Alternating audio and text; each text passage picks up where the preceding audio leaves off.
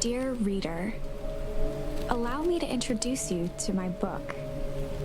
Though it might at first appear like many books you've come across, it is far from ordinary.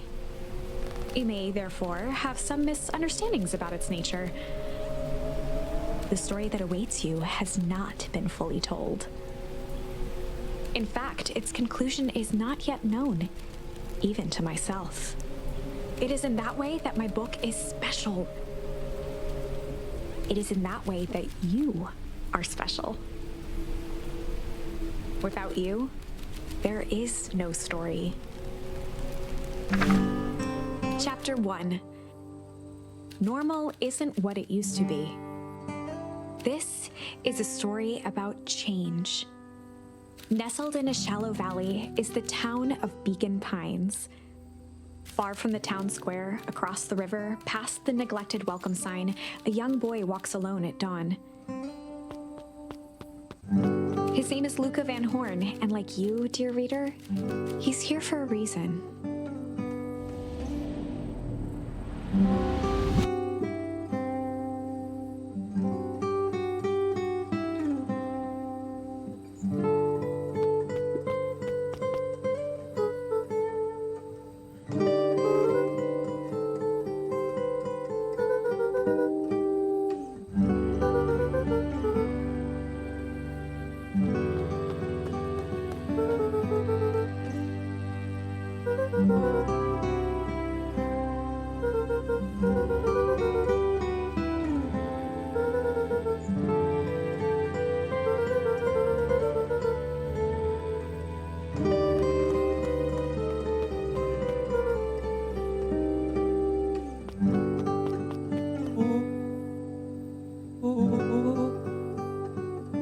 Rollo was Luca's closest friend.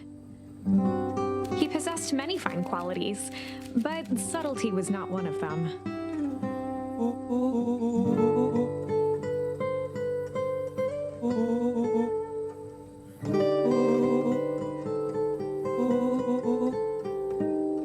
Rollo finally noticed the tears welling in his friend's eyes and the flowers on the grave.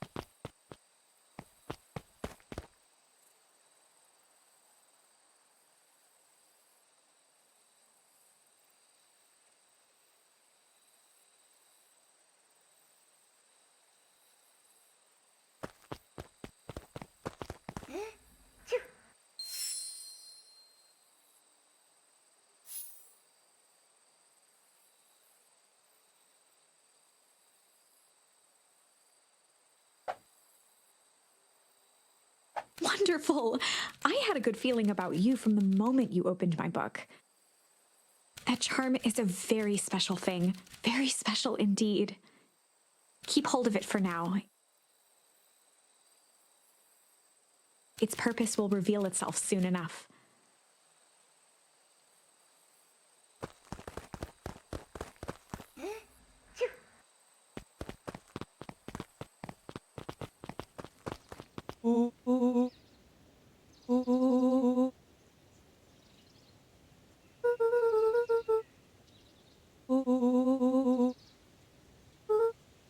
Rollo looked to the side suspiciously.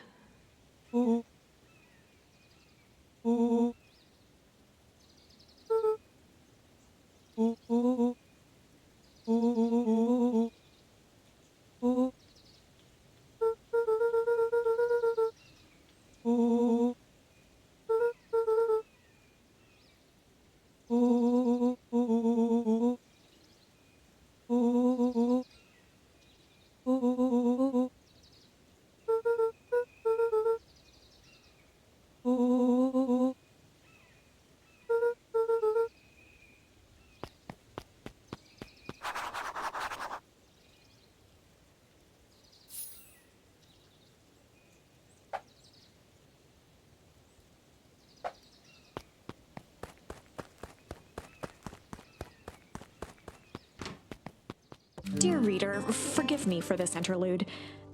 Remember that charm you found in the dandelion patch? There are more of those special charms to discover throughout Beacon Pines. They've been known to reveal themselves to those who are willing. Some of them can be found in this very house.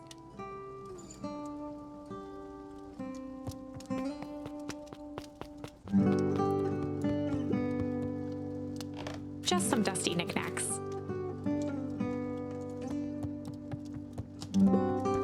Since Gran had moved in, the house was more peaceful, more orderly, and more covered in flowery fabric.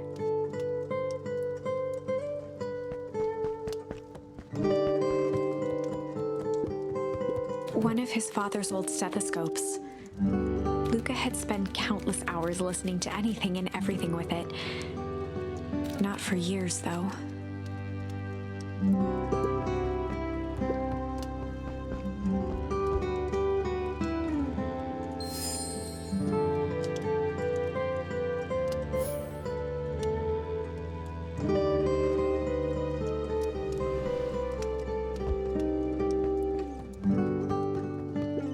Gran had already lit the fire. She kept a warm house, as if by grandmotherly obligation.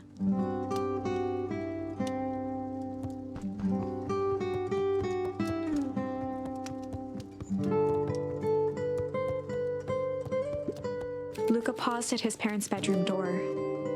He just wasn't ready to go in yet. Gran had commandeered the upstairs closet when she moved in. Some things need shelter from a young boy's mischief, she said.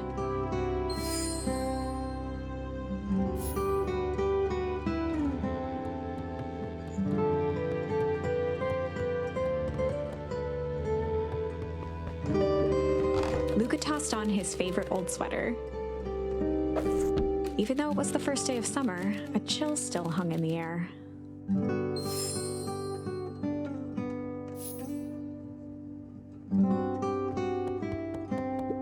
Gran's moving in meant that most of Luca's things had been crammed in the corner. Luca was somewhat annoyed by the situation.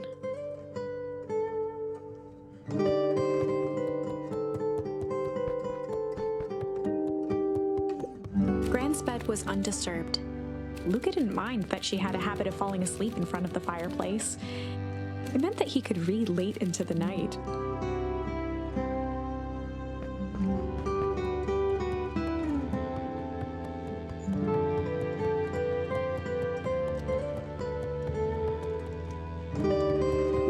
An array of prepared meals crowded the refrigerator, each labeled with the day of the week. A pair of dull scissors, a broken can opener, a mostly empty bottle of glue, and some loose string.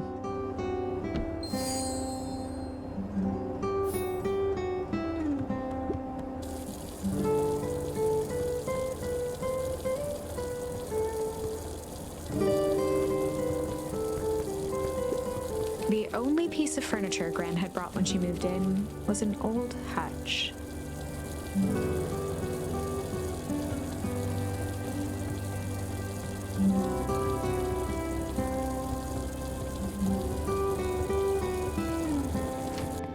Oh my, this is quite exciting. I am now certain that you are the one I've been waiting for all these years. You'll recall I was a bit coy regarding the use of charms earlier. Excuse me, I tend to have a flair for the dramatic. You are about to encounter your first turning point. There are certain times in this tale when everything hinges on a single word. Step forth, dear reader. A sturdy old wheelbarrow. Young Luca would spend hours hiding in the bushes, waiting for a chance to jump out and startle his mother. She always enjoyed humoring him by feigning terror.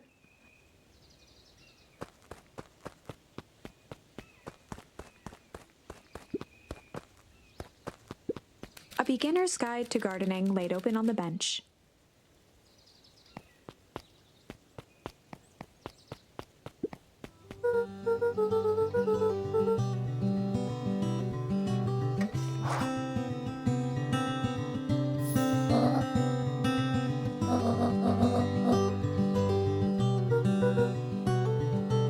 less grand new, the better for everyone involved.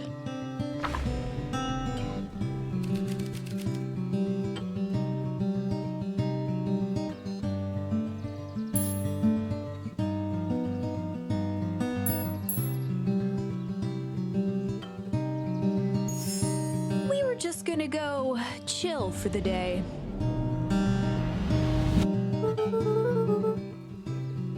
The best lies are built on truth.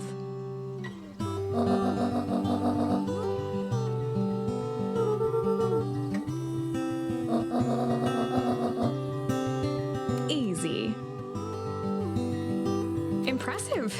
You've managed to navigate your first turning point without too much of a mess. That is the power of charms. A single word can change everything. I think it's time to introduce you to the Chronicle.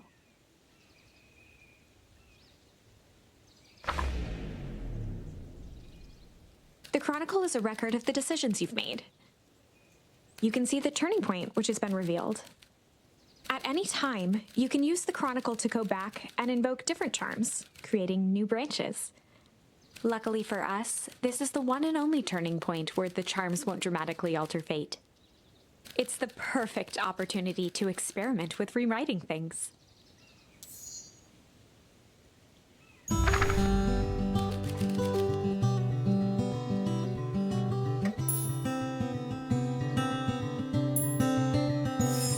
We were just gonna go hide for the day. Traditionally, when one is trying to hide something, they avoid literally using the word hide.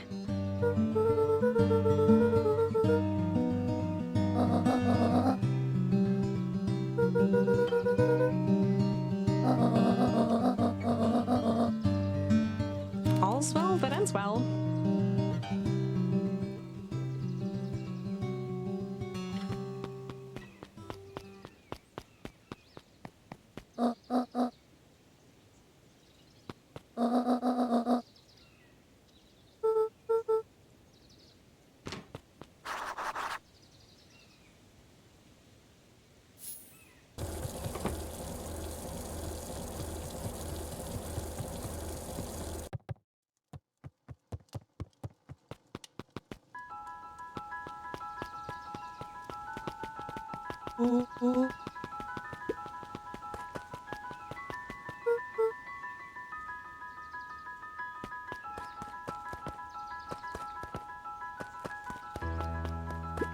For a town that saw few visitors, the welcome was perhaps more grand than necessary.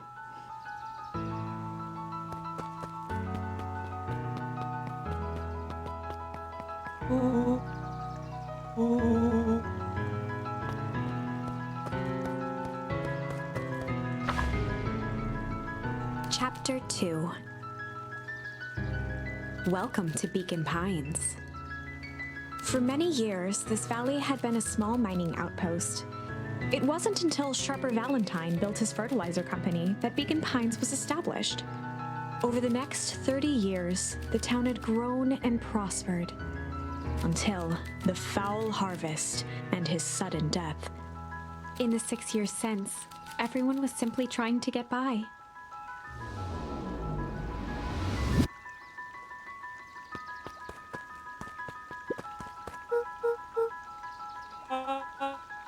William Kerr was the CEO of Perennial Harvest Company. He had become a fixture around town over the past few years. After the failing of Valentine Fertilizer, the town was hungry to welcome a new source of employment.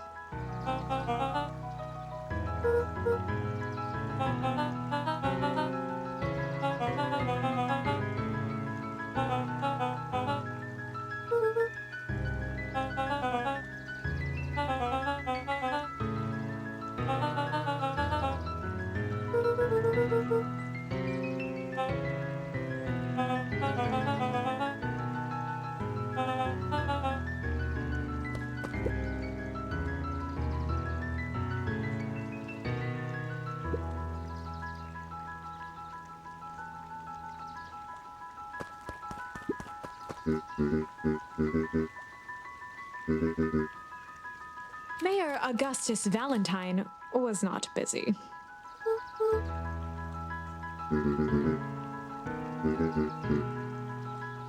Flustered, Gus instinctively loosened his tie.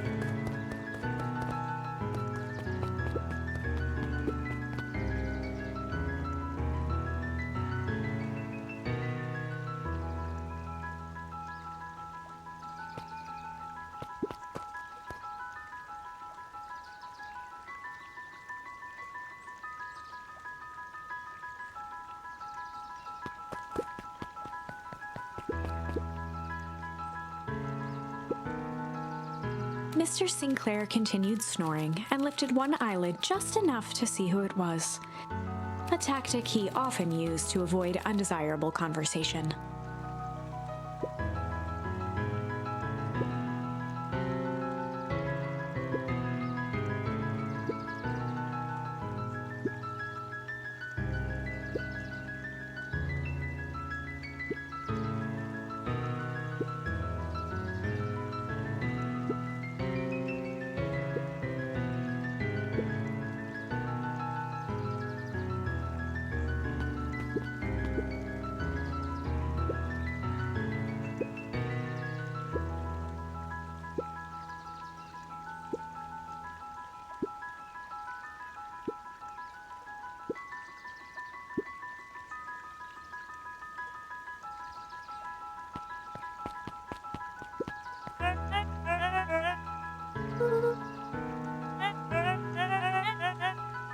He pulled a pen from the pocket of his sweater vest and began to frantically jot something down on a clipboard.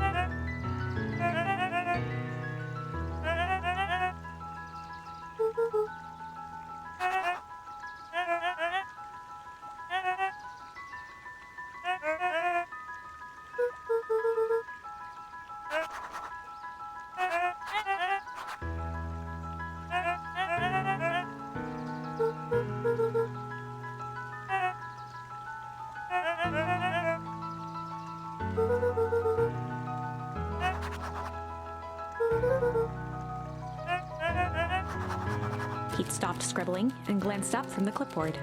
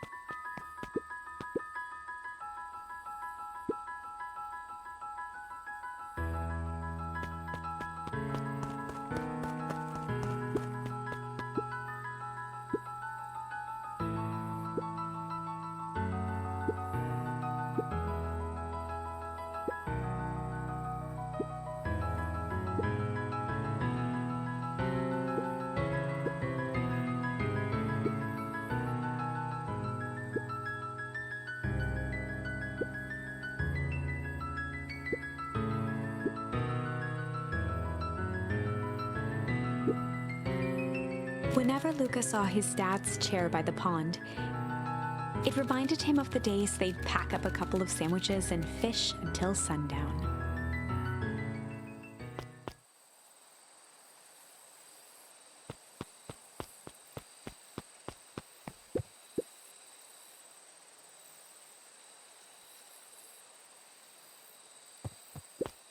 Luca opened the tackle box and picked the perfect bait.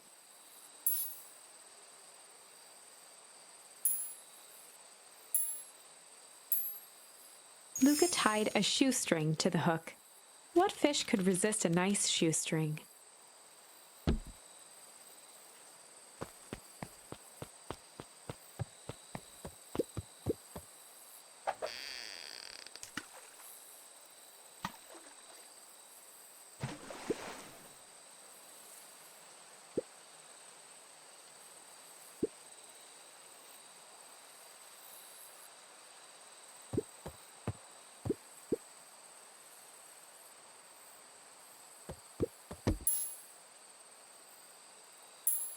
Luca gently baited a feather onto the hook.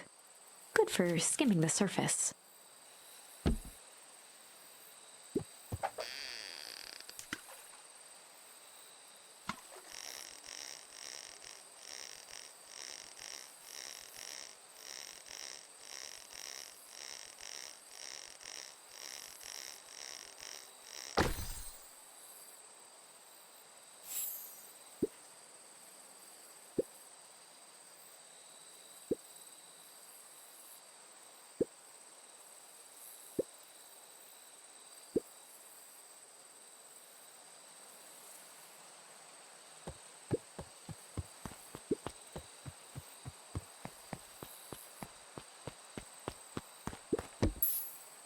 Luca tied a shoestring to the hook. What fish could resist a nice shoestring?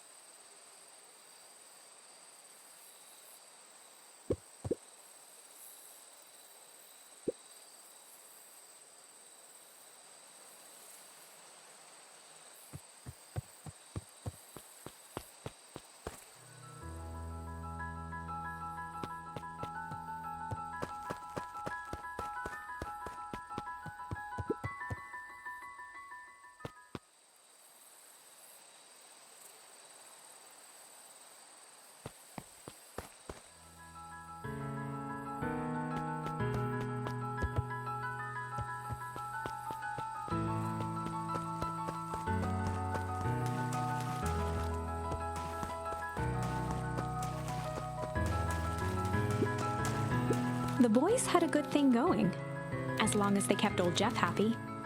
They had an endless source of precious materials to add to the treehouse.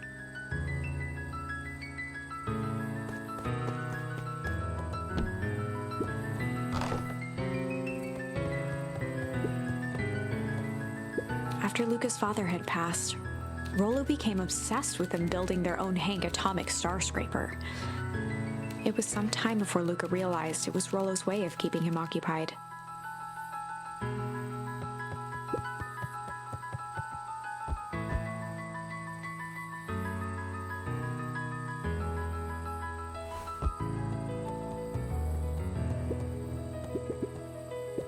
On certain nights, when the clouds were just right, the boys could tune into strange patterns of static.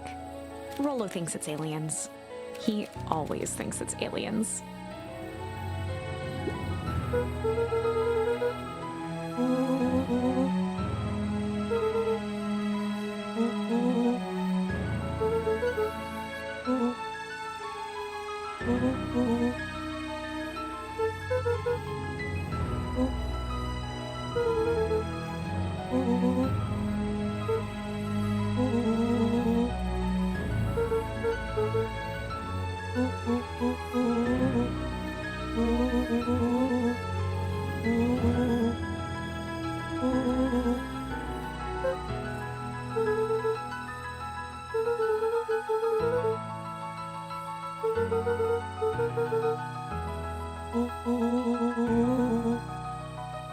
Oh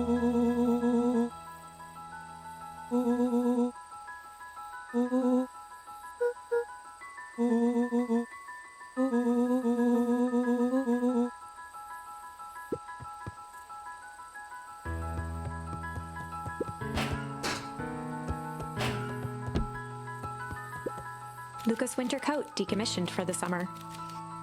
With the cold holding out longer than usual, he reconsidered its usefulness.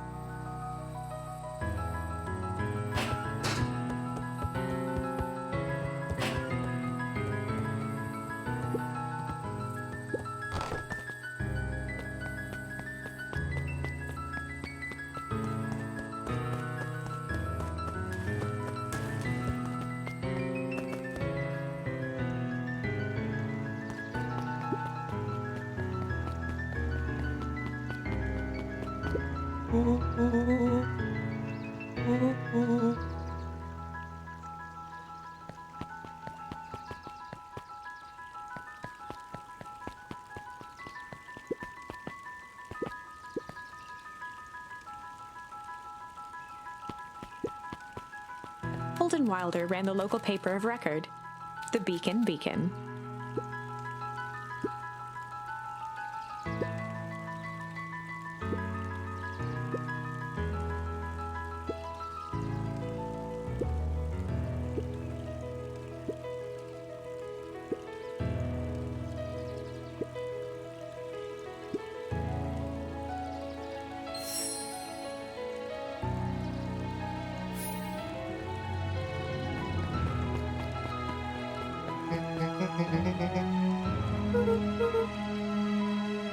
Oh, right. Rendezvous with Roxy. This is an important turning point. The first time where your charms will change the course of fate. And currently, we only have one suitable charm at our disposal. Have no fear, we can always return later using the Chronicle once we find more charms. Well, now I'm just rambling. Where were we?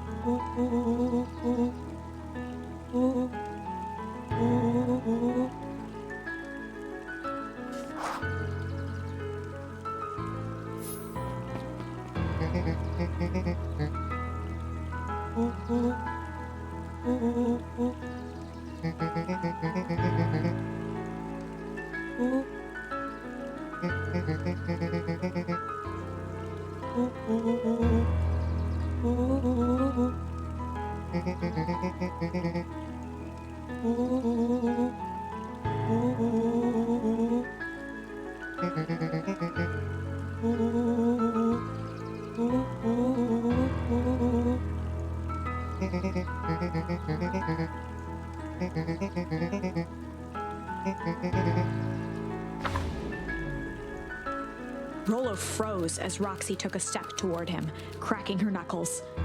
Luca knew he had one chance to save his friend from being dragged home.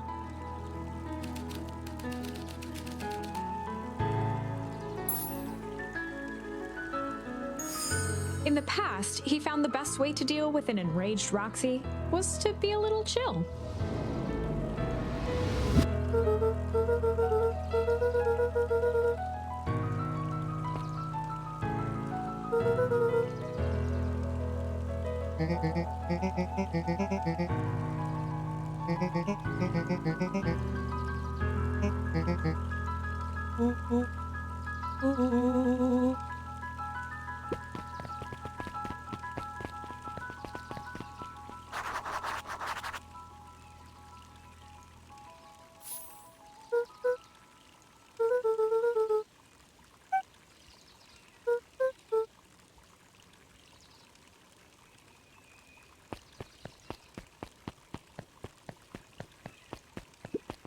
Miss Hatch could often be found near the fountain, too absorbed in a book to be distracted.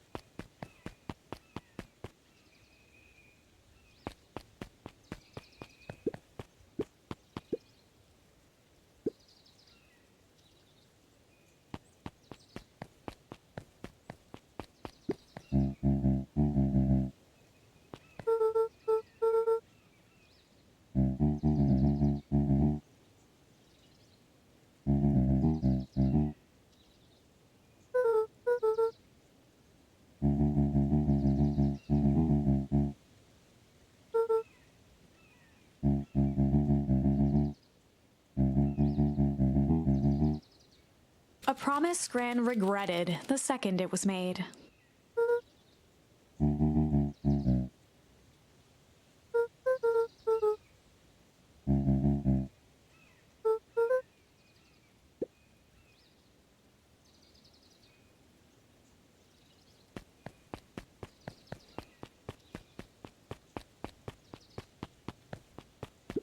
The phone booth was brand new, part of Perennial Harvest's Beacon Pines Reborn initiative. It didn't see much use.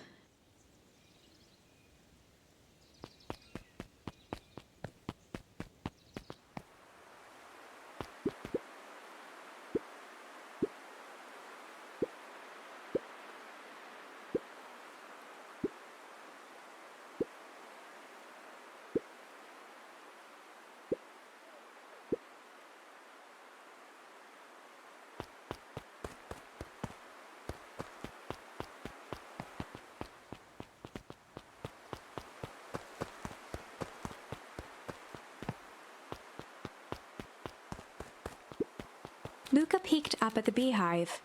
It appeared to be deserted.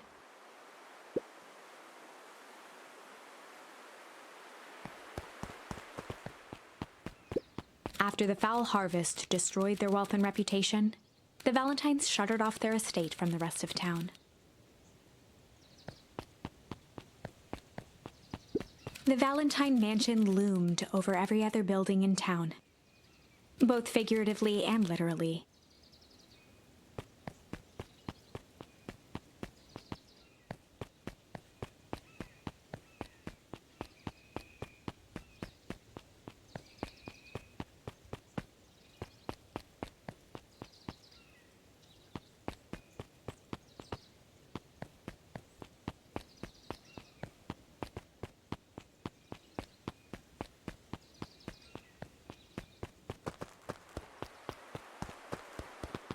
The path led into a small hollow at the edge of Weepwood.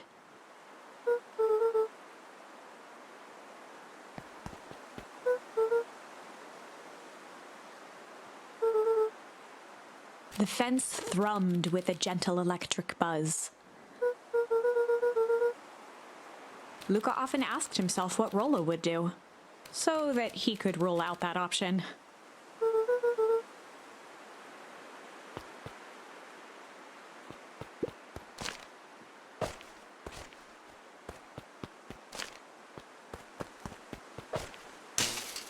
As sparks flew from the fence, the light atop that section shut off. 2 bulbs remained.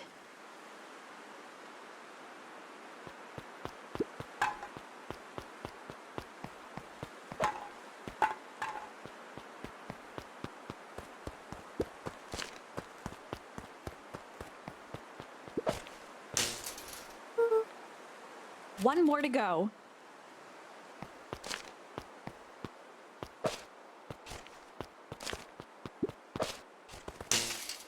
The fence's buzzing gave way to silence.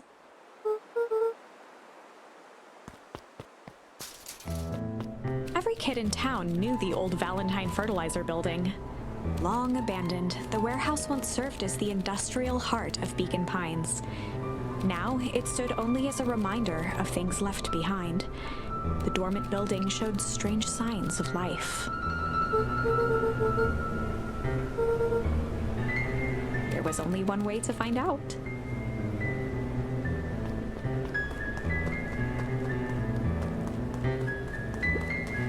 The water looked almost diseased. It flowed slowly into the woods.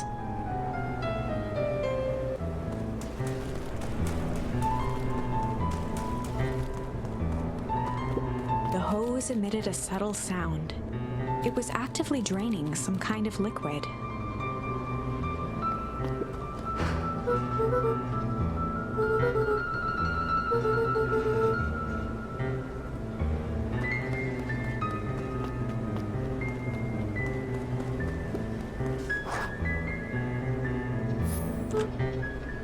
Luca thought he heard faint sounds coming from the other side of the door. He pressed his ear against the cold metal to hear better. The sound of footsteps grew louder.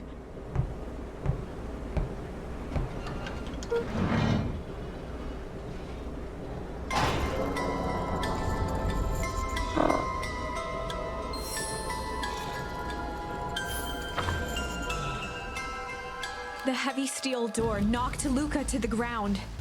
Disoriented, he looked up to see an imposing figure silhouetted in a green glow. It lunged toward him. He tried to scramble away, but felt a gloved hand latch onto his ankle. Luca watched his fingernails leave trails in the dirt as the hand slowly dragged him back through the door, into the lab, into the green light.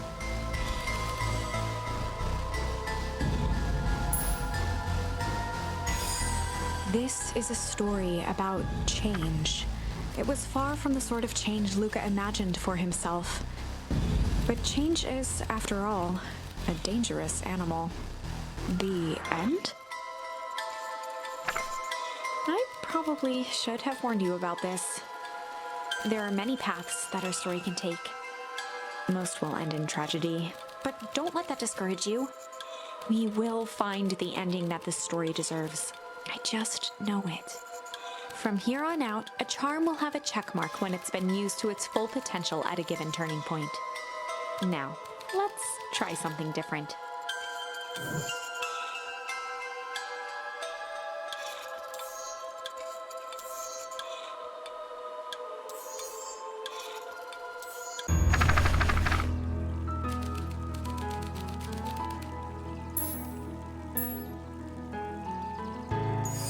In the past, he found the best way to deal with an enraged Roxy was to be a little shit.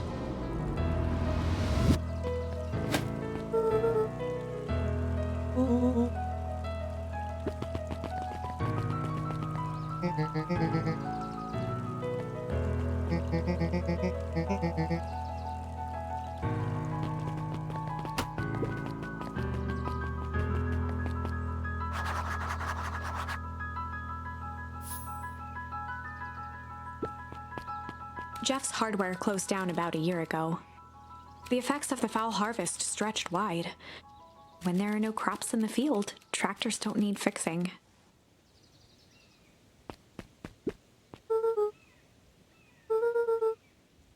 Solomon Valentine, current ward of and future successor to the Valentine fortune, huffed as he brushed off his pants.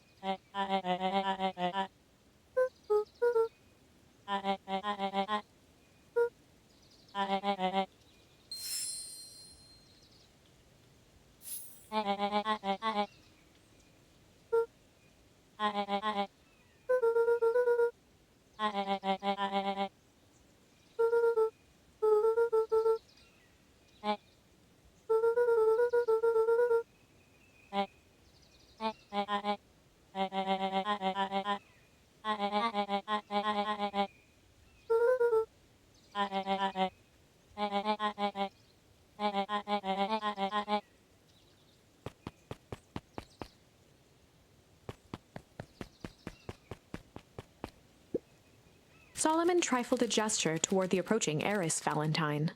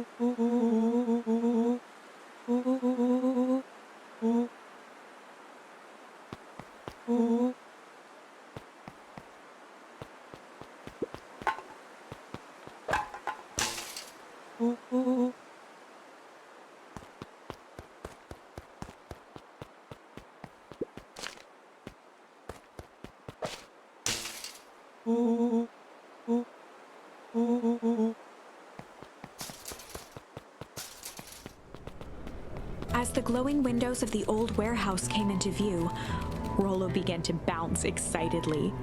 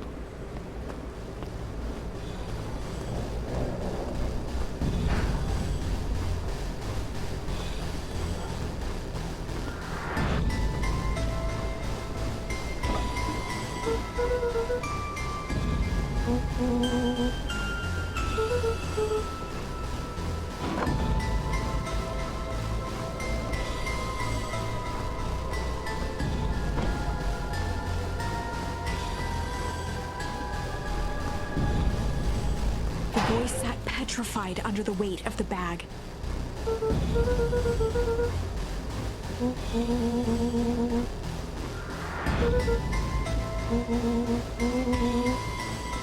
Rollo felt around at the large sack which burdened them. He snapped off a tag from just within a small zipper opening in the bag. Rollo held the badge up to a faint shaft of light within the dumpster.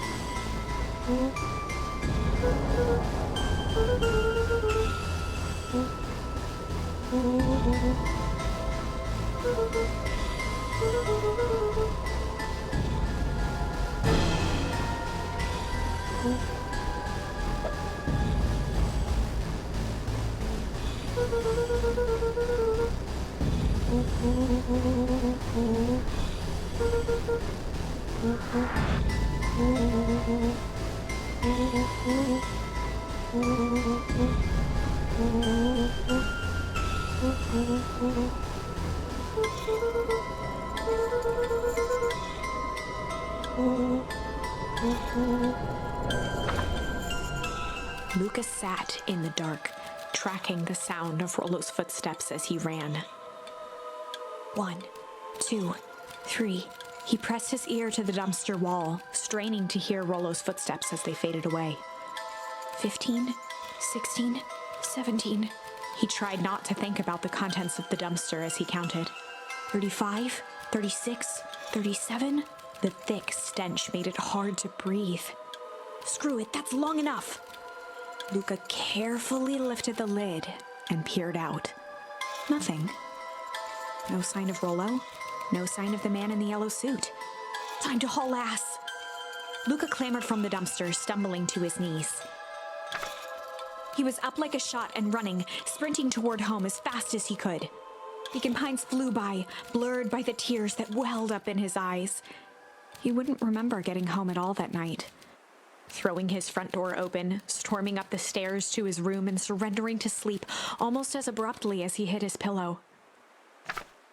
Chapter 3. Finding a friend. The next morning, it was quieter than usual at the breakfast table. Only the sound of silverware and chewing interrupted the awkward silence.